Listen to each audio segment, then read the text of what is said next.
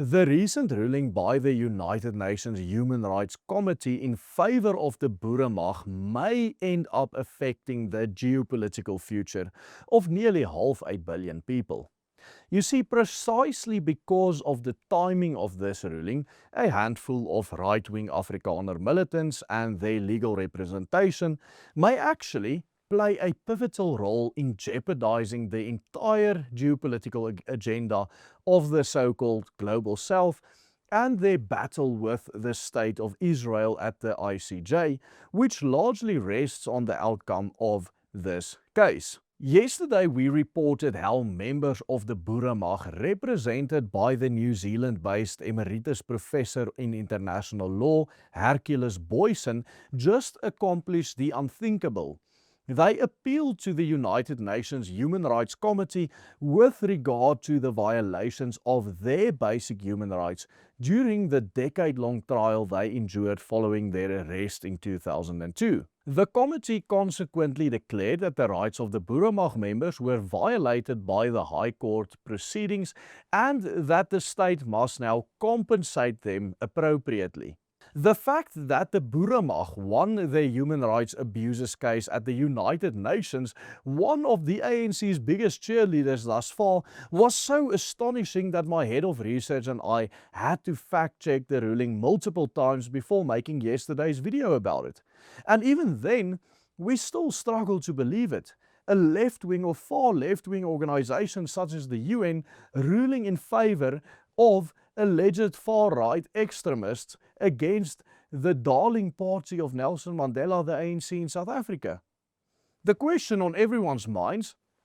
the question we also asked in yesterday's video, was whether the government of Cyril Ramaphosa will actually now do what is commanded or found by the United Nations and compensate these men for the injustices committed against them as ruled by the United Nations. In this video, we will outline why this is highly unlikely and why the Boere Mag may actually, in the most stunning and unexpected turn of events imaginable,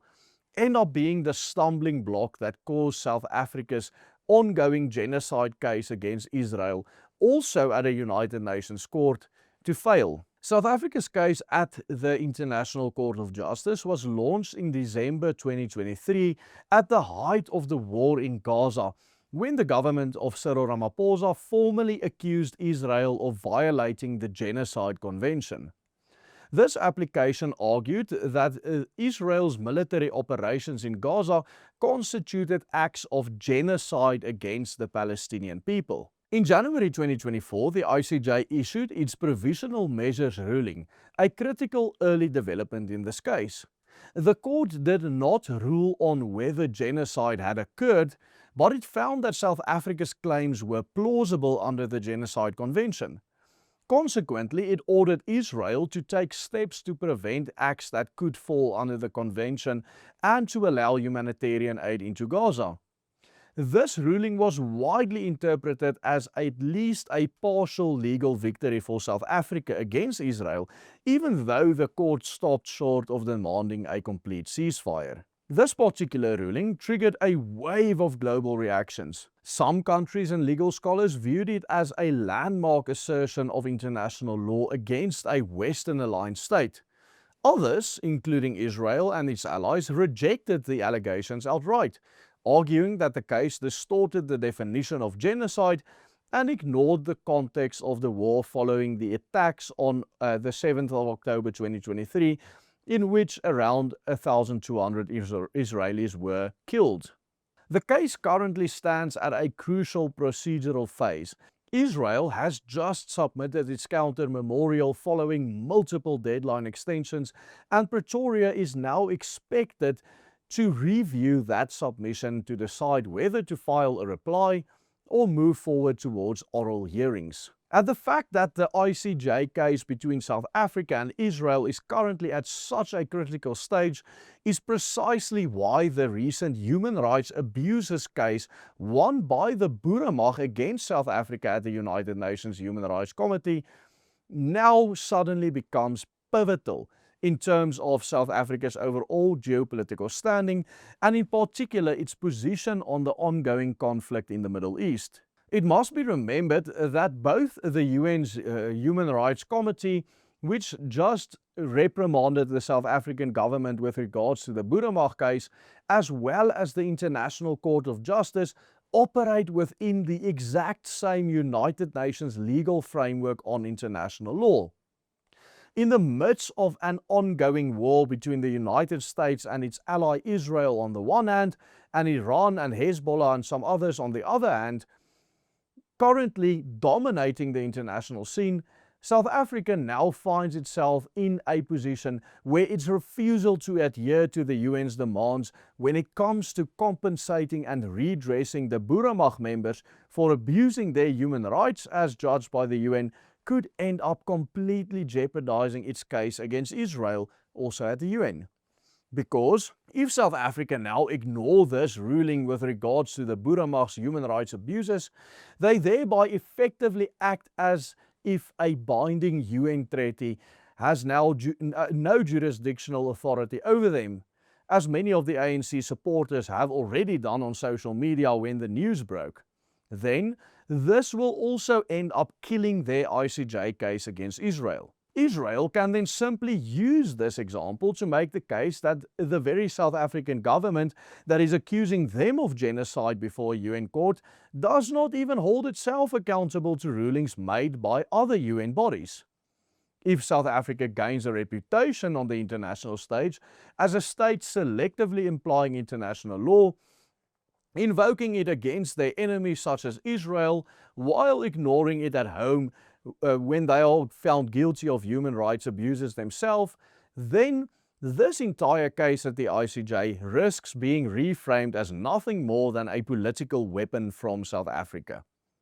In practical terms, this gives Israel a ready-made line of defense in their case against South Africa, to argue that South Africa approaches international law in bad faith, complying when convenient, ignoring when costly. And so, in the most unforeseeable turn of events imaginable, a case that had been launched by former members of a right-wing militant group, the Boeramag, back in 2018, and in which they have been represented by Professor Hercules Boysen, a leading Afrikaner international law scholar who already immigrated from South Africa to Australasia back in the 90s, may now actually end up jeopardizing South Africa's greatest ever attempt to appease not only its Islamic allies in the Middle East, but the entire international network of nations forming part of the so-called Global South. Also, along with a handful of neoliberal European nations such as Spain and Ireland, of course. Ultimately, we now find ourselves with the most unexpected of scenarios, quite possibly playing out in the near future, where governments representing nearly 500 million people may now see their international reputation and standing destroyed on account of the ANC's ongoing targeted discrimination against Afrikaners, as found by the United Nations. And so, the countries that have aligned themselves with South Africa's case at the ICJ may soon be forced to reconsider whether they have tied their credibility to a state that itself stands accused by a United Nations body of violating the very rights it claims to defend. In a recent video, for example, we highlighted how the killing of Iran's supreme leader signified the death of the last of the ANC's true old real international friends. Check out that video by clicking on this link appearing on your screen right now. And remember, you can also support our work by simply following the easy steps on the banner below and become a paying member, investing in us to make sure that we can pay our team to produce videos such as these every single day. Goodbye, and God bless.